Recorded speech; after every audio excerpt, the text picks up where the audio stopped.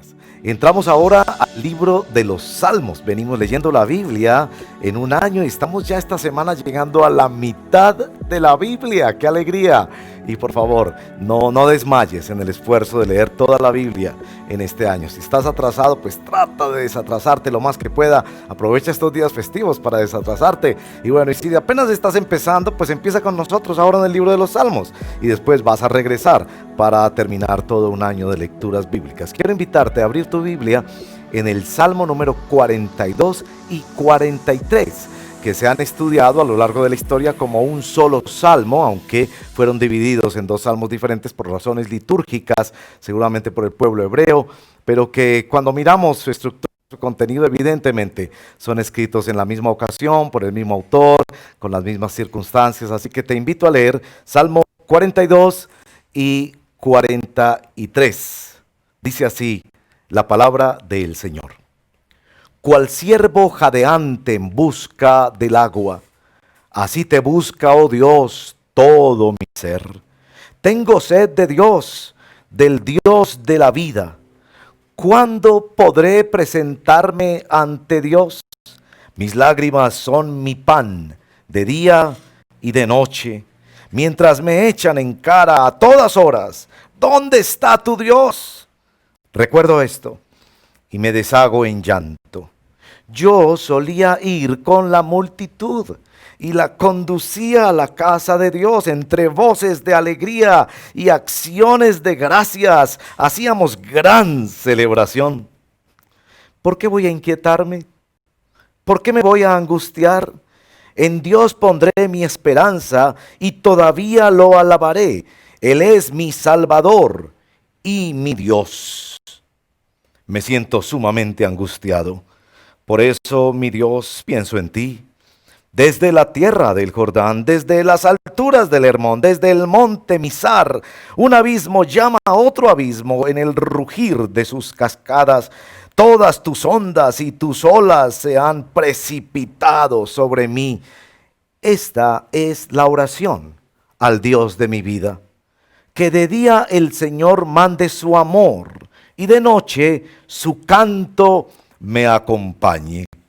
Y le digo a Dios, a mi roca: ¿por qué me has olvidado? ¿Por qué debo andar de luto y oprimido por el enemigo? Mortal agonía me penetra hasta los huesos ante la burla de mis adversarios, mientras me echan en cara a todas horas: ¿dónde está tu Dios? ¿Por qué voy a inquietarme? ¿Por qué me voy a angustiar? En Dios pondré mi esperanza y todavía lo alabaré. Él es mi Salvador y mi Dios. Salmo 43. Hazme justicia, oh Dios. Defiende mi causa frente a esta nación impía. Líbrame de gente mentirosa y perversa. Tú eres mi Dios y mi fortaleza. ¿Por qué me has rechazado? ¿Por qué debo andar de luto y oprimido por el enemigo? Envía tu luz y tu verdad, que ellas me guíen a tu monte santo, que me lleven al lugar donde tú habitas. Llegaré entonces al altar de Dios, del Dios de mi alegría y mi deleite, y allí, oh Dios, mi Dios, te alabaré al son del arpa. ¿Por qué voy a inquietarme? ¿Por qué me voy a angustiar? En Dios pondré mi esperanza y todavía lo alabaré. Él es mi Salvador y mi Dios. Esta es la palabra del Señor. Oremos. Señor, al entrar a los salmos, entramos a ese territorio sagrado, íntimo y profundo de tus hijos y tus hijas que a lo largo de la historia hemos vivido toda clase de circunstancias tomados de tu mano, sufriendo, gozando, en incertidumbre, en miedo, en dolor, en ambiciones, en el pecado, en toda suerte de circunstancia. En los salmos vemos reflejada la vida del creyente. Ayúdanos en estos días a leer estos salmos, estos cantos y oraciones del pueblo de Dios con devoción, con fe, con realismo, sin caer en un fatalismo que nos destruya y siempre empujados por tu palabra al lugar de la fe y de la gracia. Danos tu bendita misericordia hoy al abrir juntos esta escritura para ministrar nuestros corazones. Espíritu Santo, te lo pedimos cuando estamos en tiempos de depresión espiritual. Te lo pedimos, Padre, en el nombre del Señor Jesucristo. Amén. Bueno, la introducción es una pregunta. No voy a pedirles que compartan esa pregunta en casa, como he acostumbrado en otros momentos, pero sí quiero hacerte esa pregunta. Durante estos días, particularmente de confinamiento, ¿has experimentado el aburrimiento, el desaliento, la jartera, como decimos en paisa, la apatía, el abatimiento?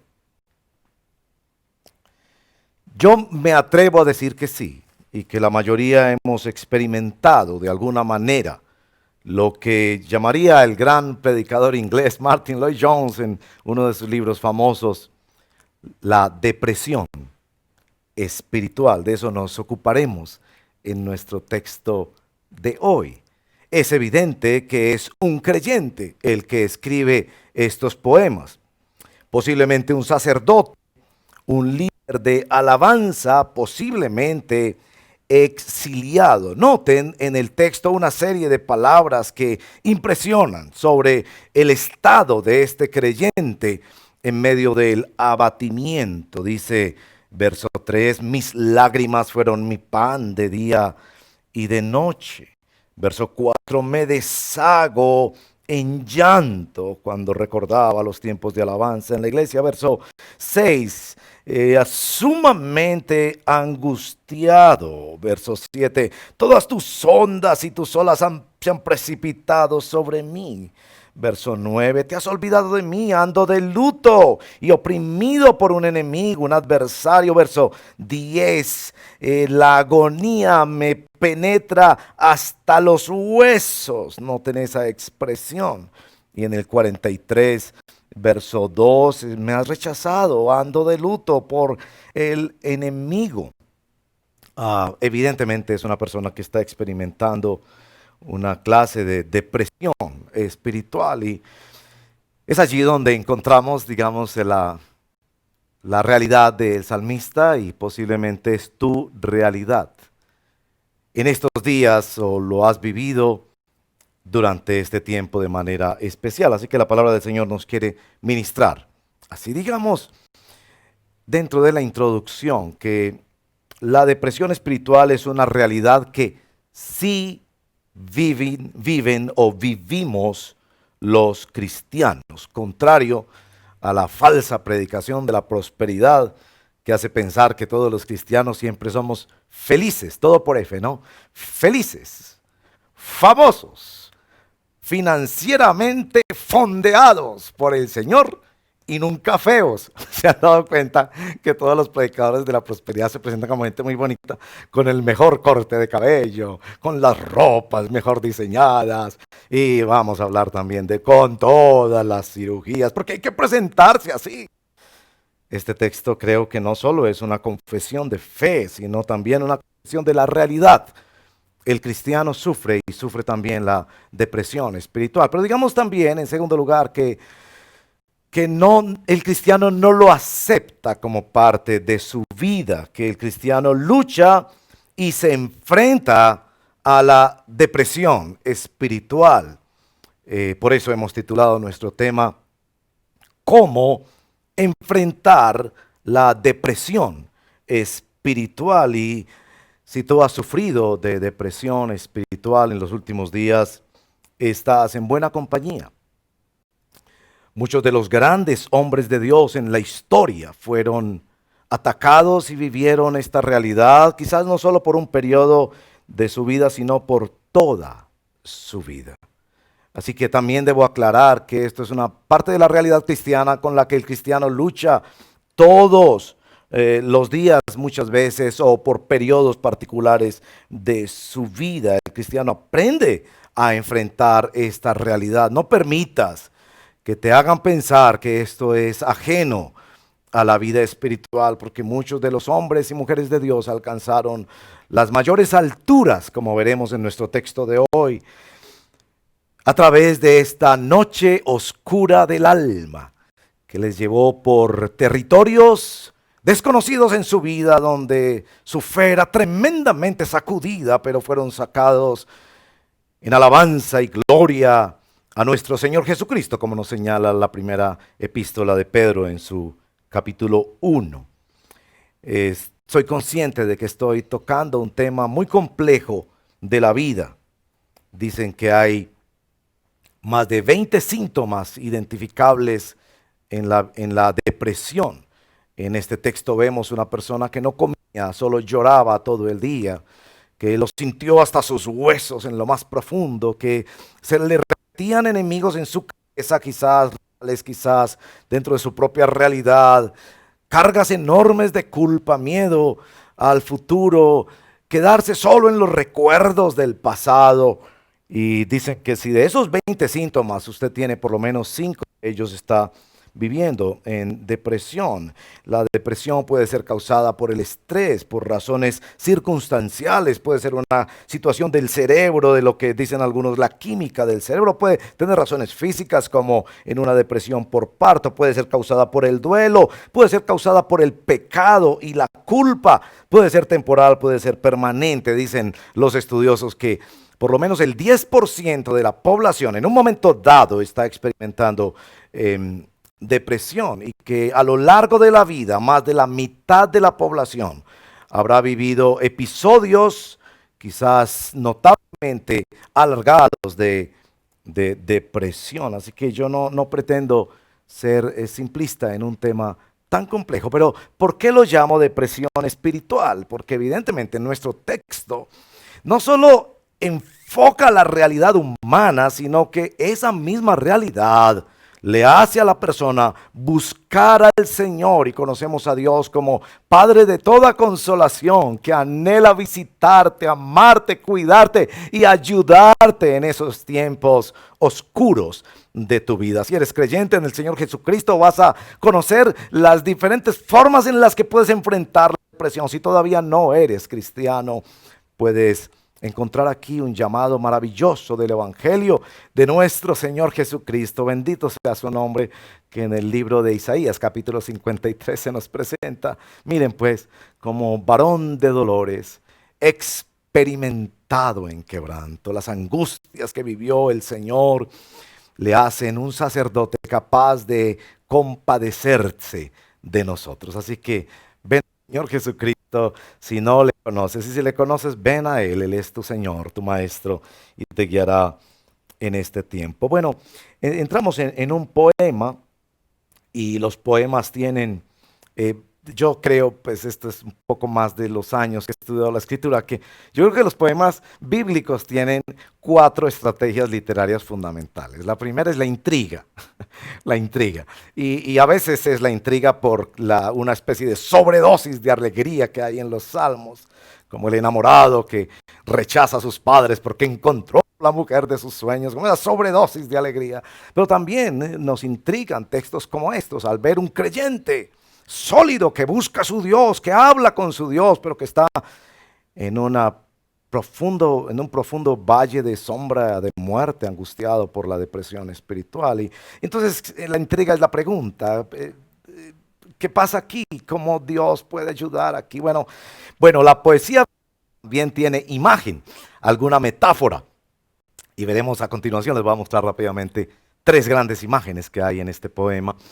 En tercer lugar, hay también un impacto, que es lo que le pasa al individuo cuando se piensa desde esa imagen en el poético, hermoso. Y finalmente logramos encontrar la intención del autor, intención para él mismo, porque muchas veces estos poemas son más una confesión de pecados, de sentimientos, de realidades y confesiones de fe del poeta, pero también en la mayoría de los casos es un llamado que el poeta hace al pueblo de Dios. En general, Dios siempre nos está llamando a través de su palabra proposicionalmente. Bueno, intriga, imagen, impacto, intención. Una de las actividades más importantes de este salmo es su estrategia poética desde el punto de vista literario. Yo que quiero mostrárselos rápidamente, sobre todo por el beneficio de que como estamos leyendo salmos, podemos aprender un poco más de cómo estudiar salmos. Por eso me he extendido en esta introducción un poco con algunas cosas, ustedes me perdonarán, un poco técnicas. Quiero mostrarles aquí particularmente en este texto y voy a aprovechar a notar algunas cosas. Les decía que son dos salmos, ahí ven que son dos partes, están en el Salmo 42, pero la tercera parte está en el Salmo 43. Entonces, digamos, es una división tripartita, ¿no? Una parte, dos partes, tres partes. Lo más notable en esas tres partes que ustedes van a ver es la repetición del verso 5, del verso 11 y del verso 5 del capítulo 43. Es exactamente el mismo verso. Pero quiero mostrarles otra cosa allí también. Les decía que además de esa estrategia, el poeta también trabaja en metáforas. Y yo quiero mostrárselas rápidamente para que las vean en el texto. La primera metáfora es de un animalito, que es el ciervo. Especie de venado que camina por los bosques, que es muy recursivo para buscar su alimento y que en este caso está jadeando, agonizando por el agua, porque no se está muriendo de sed. La tercera metáfora aparece aquí en todos estos desde, que son lugares donde estaba seguramente exiliado este sacerdote o líder de alabanza y no hallaba consuelo en esos lugares que podrían ser muy bellos, pero no le consolaban. La tercera metáfora no es tan fácil de percibir, pero es la metáfora de un tribunal de justicia, en el que el poeta se encuentra ya en esta tercera fase, en la capacidad de hablar directamente con Dios y confrontar a Dios. Por supuesto, allí van a encontrar, por ejemplo, van a ver claramente el tema de los enemigos, ¿no? Que aparecen por un lado y por otro. Estos enemigos que hacen la pregunta, ¿dónde está tu Dios? Esa pregunta se repite en el segundo verso, ¿dónde está tu Dios? Y esos son esos enemigos que lo oprimen, ¿no? Y se repite esta frase, los enemigos que lo oprimen, ¿no? Y bueno, hay otros elementos repetidos dentro del texto, pero finalmente quiero mostrarles, digamos, las acciones del poeta, ¿no? Que aquí tiene sed, tengo sed del Dios vivo, del Dios de mi vida. En el siguiente texto lo llama el Dios que es su roca, y en el tercer texto lo llama el Dios que es su fortaleza y su habitación segura, donde él puede habitar y estar tranquilo, ¿no? Tú eres mi Dios y mi fortaleza. Cuando uno examina este salmo, y rápidamente les muestro esas cositas, es que uno nota la intensidad con la que hay ambas cosas en este salmo. Por un lado, la depresión espiritual. Claramente allí se los mostré en varios expresiones de luto, de llanto, de dolor, de reclamos al Señor, de angustia hasta los huesos. Pero por el otro lado está una profunda fe en Dios, que es su roca, que es su fortaleza, que es su Salvador, que es su Señor. Y especialmente en ese verso que se repite, notarán que se reitera que Dios es su esperanza, su Salvador y su Señor. Bueno, es una oración, una especie de soliloquio. Entramos aquí, hermanos y hermanas, en el territorio sagrado de la intimidad, del secreto, en la oración de un hijo de Dios que había alcanzado una altura espiritual que todos deberíamos sanamente envidiar. Vamos a hablar de las tres formas en las que luchamos o enfrentamos la depresión espiritual cuando llega a nuestras vidas. Y puede ser que tu caso sea de un leve aburrimiento o que sea un caso de algo terriblemente grande en tu vida. Ustedes quizás han escuchado la famosa historia del hombre que fue donde el psicólogo más prestigioso de la ciudad, porque se encontraba viviendo esa clase de abatimiento, de desgano por la vida, de indiferencia, nada le satisfacía, tenía riquezas, fortunas y nada le encontraba, ni el sexo, ni el dinero, ni las ropas, ni los entretenimientos. Bueno, este psicólogo, después de escucharlo largamente y ver que tenía una buena familia, un buen hogar, etcétera, y una buena carrera, le dijo: mire, yo le recomiendo que vaya a un show que yo fui esta semana y que me pareció extraordinario. La producción era excelente, fantástico. El payaso más famoso de la ciudad está haciendo un nuevo show y le recomiendo que vaya ahí para que se distraiga y haga algo. Y el paciente le dijo a su psicólogo: yo no puedo ir a ese show. Y le preguntó: ¿por qué? Porque yo soy ese payaso. Y la verdad, aunque sea breve nuestro aburrimiento o extendido, muchas veces nos sentimos que nuestro cuerpo puede reír, pero nuestra alma está llorando. Y lo que yo te invito para considerar la palabra del Señor es tres preguntas.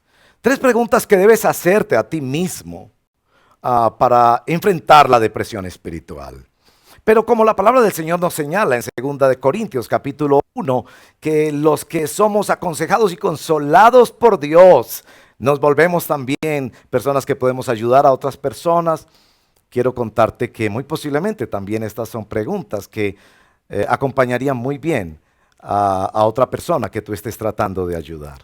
Bueno, la primera pregunta de la primera estrofa, si se puede decir así, o fase de este poema, es: ¿cómo te sientes? ¿Cómo te sientes? Notamos en esta primera fase del poema que hay que mirarse a sí mismo. El autor se mira a sí misma, se mira por dentro. Su primera mirada podría ser absolutamente egocéntrica. Lágrimas no come, es su pan, las lágrimas de día y de noche. A propósito, los especialistas en estos temas en el tema de la depresión dicen que si pasas 2, 3 semanas en esta situación, debes buscar ayuda. Y yo no quiero dejar de decir esto, ¿no? Puede ser que necesitas buscar una ayuda especializada y no solamente escuchar un tema ocasional de la palabra del Señor. Dicen que si pasan más de 2 o 3 semanas sintiéndose de la misma manera, y yo recomendaría que busques una persona que te pueda acompañar desde una perspectiva bíblica y que esa persona respete y entienda que tú necesitas también palabra del Señor y de alguna manera interaccione con los recursos que ofrece la iglesia cristiana para acompañar a los que sufren. Pero esta persona no solo se encuentra mirándose a sí mismo, pero se encuentra mirándose a sí mismo sin ignorar la presencia de Dios en su vida. Miren la imagen que usa, que es la del ciervo. Este animal que dicen los que conocen del tema que puede olfatear de alguna manera el agua a kilómetros de distancia. Y aquí el autor se siente como este animal que está agonizando y por ningún lado puede encontrar descanso y agua para calmar su sed. Noten, por ejemplo, que posiblemente este animal está desplazado, ha sido sacado de su hábitat común y posiblemente está siendo perseguido por el cazador. Permítame decir que de alguna manera esa realidad del siervo con sed se asemeja a la realidad que estamos padeciendo nosotros hoy en día con el COVID-19. Hemos sido de alguna manera retirados de nuestro hábitat, aislados de personas que amamos, las rutinas donde nos acostumbramos sustentar para la vida. Aún algunos han quedado sin empleo y esta realidad del siervo, este animalito que está agonizando por el agua, el impacto que le trae a su vida es un impacto doble. En primer lugar, él menciona el recuerdo, está reflexionando en cuanto a cómo se siente. Esa es su pregunta y él nos responde que el recuerdo le hace sentirse que no tiene lo que debería tener y se acuerda de su liderazgo y la participación en la comunidad de los creyentes. Y cuánta falta, me decía un hermano en estos días, y me tocó mucho el corazón, la verdad, cuando me dijo eso. Digo, hermano, me hace tanta falta, sea pequeña o grande la congregación, pero me hace tanta falta sentarme con otras personas y declarar el nombre de Cristo y recibir su santa palabra y compartir con los hermanos, así sea en medio de muchas limitaciones. Pero este hombre veía que se le había quitado un sustento de su vida, pero ha llegado a una conclusión muy importante, y es que en ese autoexamen su necesidad mayor es Dios. Su sed es el Dios de la vida. Y puede ser que estos momentos donde somos sacudidos, se nos reubica el alma para darnos cuenta que realmente nuestra necesidad, aún más allá de una congregación, es la necesidad de Dios, de una relación diaria y personal con Él. Por eso, de hecho, en el mismo Salmo, en el verso segundo, ¿cuándo podré presentarme? Él anhela estar en la presencia del Señor, y lo que conocía de la presencia del Señor se conectaba con la comunidad de creyentes, pero está con sed, una sed viva de Dios, y eso lo lleva al coro de este salmo, porque es un cántico que tiene también un estribillo que se repite. ¿Por qué me voy a inquietar? ¿Por qué me voy a angustiar? Entonces, en primer término, se hace dos preguntas. ¿Por qué? Él está tratando de encontrar en sí mismo las realidades que le angustian. En segundo lugar, hace estas afirmaciones. En Dios pondré mi esperanza y todavía lo alabaré. Él es mi Salvador y mi Dios. Bueno, esa es la primera pregunta. ¿Cómo te sientes? Y él se respondía a esa pregunta: tengo sed de Dios, recuerdo a la comunidad, me siento que necesito estar en presencia de Dios. Y es muy importante porque el creyente, cuando vive su depresión espiritual, no busca circunstancias externas, sino que busca dentro de su corazón cómo está su relación con Dios. Ahora, se van a dar cuenta que esto no fue todo lo que terminó. Apenas empezaba el proceso de enfrentar su depresión, porque en el verso 6 nos damos cuenta que él continúa sintiéndose, dice el verso 6, sumamente angustiado. Pero aquí es diferente, porque empieza a examinar circunstancias. La segunda pregunta, la primera es, ¿cómo te sientes? La segunda es con respecto a tus circunstancias. ¿Cómo estás o dónde estás? Y en medio de esas circunstancias él ve muchas realidades. Está lejos, siente que muchas circunstancias han venido sobre él como unas olas y como unas ondas, que se han precipitado, dice verso 7, que se han precipitado sobre él, como que se siente totalmente impotente y aplastado por circunstancias. Hay un examen de circunstancias, y en esas circunstancias él no ve nada de alegría. Quiero notar algo rápidamente de estudio bíblico. Al final del verso 6 habla de un monte, y algunos creen que era como una serie de montañas donde él estaba en ese momento, por alguna razón, quizás exiliado, fuera de su ministerio sacerdotal en el templo, pero no había ninguna montaña como la que él evoca en el capítulo 43, el verso 3, el monte santo. Es decir, está viviendo circunstancias que no son las ideales. El impacto es que no haya placer y consuelo, y la intención del poeta es precisamente hacerle pensar estratégicamente. No solo mirarte adentro, mirar afuera, pero pensar estratégicamente. Y quizás lo más importante de este texto es el capítulo 42, verso 8. Para quienes tienen curiosidad sobre la estructura de este poema, van a darse cuenta que el verso 8 es una disrupción literaria.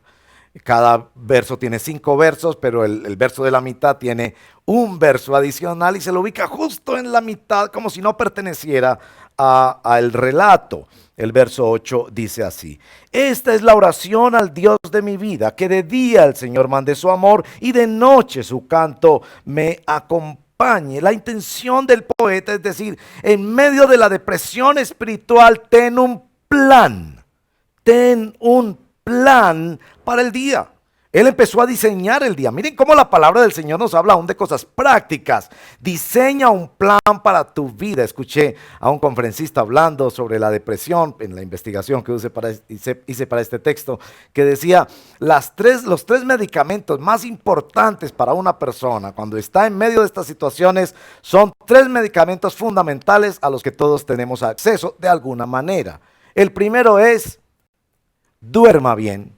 El segundo, coma saludablemente. Y el tercero, haga ejercicio. En el verso 8 uno ve la persona que está ya mirando sus circunstancias. ¿Dónde estoy?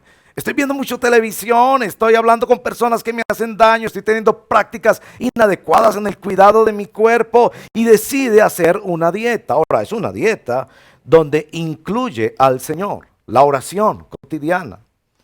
Dice el verso 8, que de día el Señor mande su amor, esa es su oración, que pueda captar las señales del amor de Dios y que en la noche le acompañe el cántico. Incluye el arte como parte de su restauración de la depresión espiritual. Y por supuesto, el verso número 11 regresa a confesar su fe y a confesar su necesidad del Señor. ¿Por qué voy a inquietarme? ¿Por qué voy a angustiarme?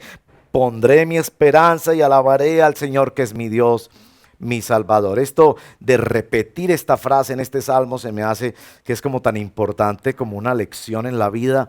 Mis queridos y mis queridas, miren que uno se da cuenta que hay lecciones que uno tiene que repetir en cada etapa de su vida. No es que tú aprendes un verso de la palabra y ya te quedas con ese verso para siempre. El Salmo nos está enseñando que lo mismo que se dijo en esa primera etapa, donde estaba explorando sus sentimientos y descubriendo su sed verdadera, es lo mismo que se dice en la segunda y en la tercera etapa. Necesitamos muchas veces decir lo mismo de la palabra del Señor, decírnoslo a nuestra alma, pero con una nueva profundidad. Bueno, el tercer aspecto de este salmo es la tercera pregunta, pues así lo pongo yo, la tercera pregunta, que da cuenta de que la crisis se había agudizado aún más. Notan que en la tercera estrofa repite en el verso 2 lo que ha dicho en el capítulo 42, verso 9. ¿Por qué me has rechazado? ¿Por qué debo andar de luto y oprimido por este enemigo? Que en las dos estrofas anteriores le dice, ¿dónde está tu Dios? Es posible que en su propia mente estaba recibiendo el impacto de estos mensajes, porque la persona que está en depresión es como el túnel oscuro, donde solo escucha palabras y lo que llaman los técnicos los patrones de pensamiento negativo. Ahora, en la tercera estrofa, la pregunta es, ¿qué te preocupa? ¿Qué te preocupa? Yo quiero que noten algo en la tercera estrofa, capítulo 43, verso 1 al 5, que ahí han desaparecido los enemigos, no porque no recuerde que le decían esto, sino porque ya interacciona directamente con Dios. Y la metáfora allí es la metáfora de un tribunal de justicia. Él viene delante de Dios a discutir el asunto con Dios. Se cuenta de la vida de Spurgeon, el gran predicador inglés del siglo XIX, que sufrió de gota, una enfermedad en sus extremidades, que era dolorosísima para él. Cuenta que en alguna ocasión los dolores llegaron a ser tan intensos que él le pidió a todos los que estaban tratando de ayudar, los médicos, enfermeras, era un personaje muy respetado en la sociedad londinense de la época, y les pidió a todos que se salieran, y él después describe en una predicación lo que pasó ese día. No se los voy a leer, después se los puedo enviar, pero es realmente una pelea con Dios. Señor, si yo soy tu hijo, ¿por qué me tienes sufriendo así? Y se metió en la pelea con el Señor. Eso es lo que pasa aquí en la tercera estrofa de nuestro poema. El poeta está peleando literalmente con Dios en medio de el dolor más agudo. Se ha intensificado su dolor y él se ha metido a pelear con Dios. ¿Por qué está peleando con Dios? Bueno, la imagen es un tribunal de justicia, porque les voy a decir francamente, si el cristiano cree realmente que Dios es soberano y tiene el control de la historia, va a entrar a pelear con Dios y a preguntarle, ¿por qué, Señor? Finalmente su pelea es con Dios y derrama su corazón. La estrofa más fuerte de todo nuestro poema es precisamente esta, donde derrama su corazón y le dice, Señor, hazme justicia frente a esta nación perversa e impía. A propósito de eso, la justicia en este salmo tiene una connotación de orden personal y una connotación de orden social o histórico. En el orden social, histórico, seguramente habían vivido la invasión de un ejército enemigo o la corrupción de los reyes de Israel, porque no es preciso el momento histórico en que se compone este poema. Pero en nuestro caso, como creyentes en el nombre del Señor Jesucristo en Colombia, yo no creo que puede haber un creyente que conoce a su Señor soberano y no esté cansado, hastiado y clamándole a su Señor justicia frente a la corrupción de este país. Déjeme decirle esto. La raíz de los problemas de este país en niveles sociales, en nivel personal sabemos que es el pecado de cada uno de nosotros, pero en nivel es la corrupción. No existiría narcotráfico ni tantas otras cosas, paramilitarismo ni guerrillas, si no hubiera corrupción en este país. Desde la corrupción que hay en las esquinas donde se vende droga en esta ciudad y la policía sabe que ahí se vende droga, hasta los políticos corruptos que hacen leyes para poder beneficiar a sus amigos que les van a patrocinar la siguiente campaña. Estamos plagados de corrupción y ¿cómo no pensar que un verdadero creyente esto lo deprima? No podríamos estar anestesiados ante esta realidad, pero también hay aquí un clamor por la justicia de orden personal. Algunos creen que posiblemente cuando dicen que este salmo es escrito o es cantado por los hijos de Coré, ustedes recordarán la historia de Coré, un hombre, una familia que fue castigada severamente por el Señor. Y es posible que todavía sobre su mente y sobre su corazón pesara la culpa de lo que llaman los pecados de sangre, a propósito en estos días que se ha mencionado el término. Cuando reconocemos que somos herederos del pecado de nuestros antepasados y que de alguna manera la culpa todavía pesa sobre nosotros y que hasta en nuestros propios cuerpos vemos la devastación que se ha hecho con la creación del Señor. Bueno, la intención del Salmo es precisamente llevarlo hasta allá, que tu depresión espiritual te lleve al umbral de la gracia de Dios, donde la única oportunidad es venir a cuentas y estar a cuentas con el Señor. No sabemos si estos tres movimientos, estas tres preguntas, cómo le ayudaron y cómo le sacaron al poeta de la depresión. ¿Cómo te sientes? ¿Dónde estás? ¿Qué es lo que realmente te preocupa? Pero sabemos que esta última pregunta especialmente, que lo llevó a considerar la justicia de Dios, fue la que precisamente le permitió llegar a una nueva hondura en su relación con Dios. Porque finalmente lo que el Señor busca con estas realidades humanas que padecemos a veces, Él es compasivo, misericordioso, muchas veces nos sana y nos levanta, pero Él quiere llevarnos a una mayor comunión y profundidad en la relación con Él, que nuestra fe sea aprobada y sea hallada en alabanza para Jesucristo nuestro Señor. Precisamente quería contarles otra anécdota ya para terminar de la vida del famoso predicador inglés Spurgeon, a quien leemos con gran alegría y con gran agradecimiento al Señor por un predicador fiel que predicó la palabra del Señor. Quizás el predicador más leído, por lo menos, no escuchado porque no hay grabaciones de su voz, pero leído sí, el predicador quizás más leído en toda la historia humana fuera de las páginas de la palabra del Señor. Spurgeon, cuando tenía 22 años, era ya un predicador famosísimo en Londres, y la capilla donde predicaba quedó pequeña, así que alquilaron el teatro más prestigioso de la ciudad, y era el año 1856, 19 de octubre. Todo estaba preparado. 12,000 personas se presentaron en el auditorio y había 10,000 personas aproximadamente en las afueras de ese hermoso salón. mientras Spurgeon estaba predicando, unos, no se sabe exactamente quién, pero unos personas malas, sencillamente por hacer mofa de la predicación y por ridiculizar el evangelio, gritaron fuego, fuego. Las multitudes empezaron a correr y 6 personas murieron, 25 personas quedaron lisiadas de por vida, y esto trajo al gran predicador inglés semanas de depresión y de angustia. Ustedes podrán leer cómo los diáconos de la iglesia estaban tan preocupados pensando que él se iba a enloquecer, porque la prensa londinense hizo trizas el testimonio y el ministerio del gran predicador, y por supuesto Dios lo levantó, pero aquellos días fueron una noche oscura para su alma. Algunos creen que realmente allí fue donde empezó su experiencia con la depresión y con las angustias y las tribulaciones que vivió este gran siervo del Señor. Un día estaba caminando en la casa de un amigo donde le permitieron estar para tratar de recuperarse junto con su esposa, y él mismo nos cuenta que vino como un rayo del cielo, un texto de la palabra del Señor. Ahora, yo quiero citar ese texto de la palabra del Señor. El texto que levantó a Spurgeon en uno de los momentos en que vivió mayor oscuridad en depresión espiritual.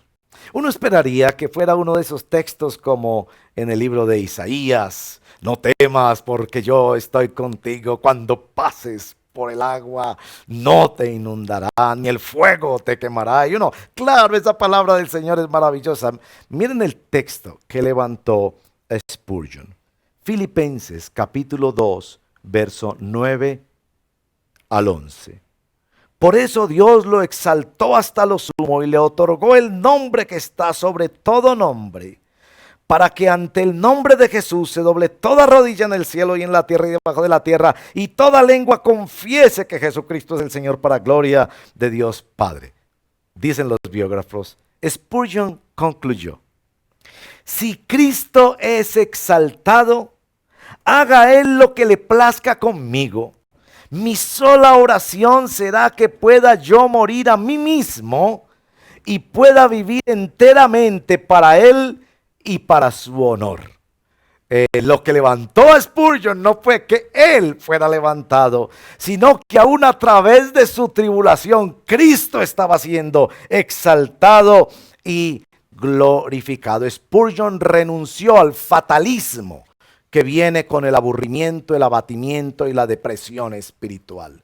Se hizo cargo de sí mismo como este poeta. Se habló a su propia alma. No dejes que tu alma te hable a ti primero. Háblale tú a tu yo pecaminoso, que quizás le echa la culpa a esto o aquello, pelea o lo que sea. Y di lo que dice el salmista al final de este salmo, capítulo 43, verso 3 y 4. Envía tu luz y tu verdad, estas me guiarán a tu santo monte. La adoración del Dios de justicia que se manifestaría en la historia en el Señor Jesucristo. Y por eso para Pablo, en el libro de Romanos, es tan extraordinaria y central la doctrina de la justificación por la fe. Es que Cristo es el verdadero justificador y el justo que paga por nuestros pecados. Es porque Él es exaltado que nosotros podemos perseverar aún en medio de las horas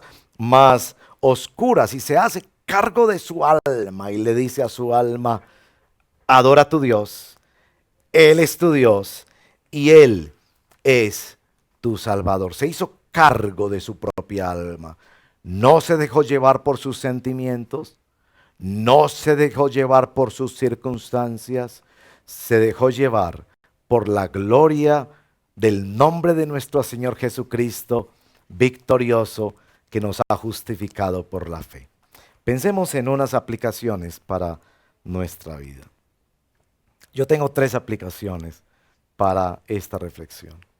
Hemos hablado de la depresión espiritual, hemos tratado de ser considerados, entendiendo que hay diferentes intensidades de esa depresión. Hemos sugerido que si necesitas ayuda busques acompañamiento, tanto médico pero espiritual, de parte de la palabra del Señor. Hemos notado que aprendemos 3 etapas, 3 grandes preguntas a través de las cuales somos llevados por el Señor para enfrentar nuestra depresión espiritual, que puede ser temporal, puede ser permanente.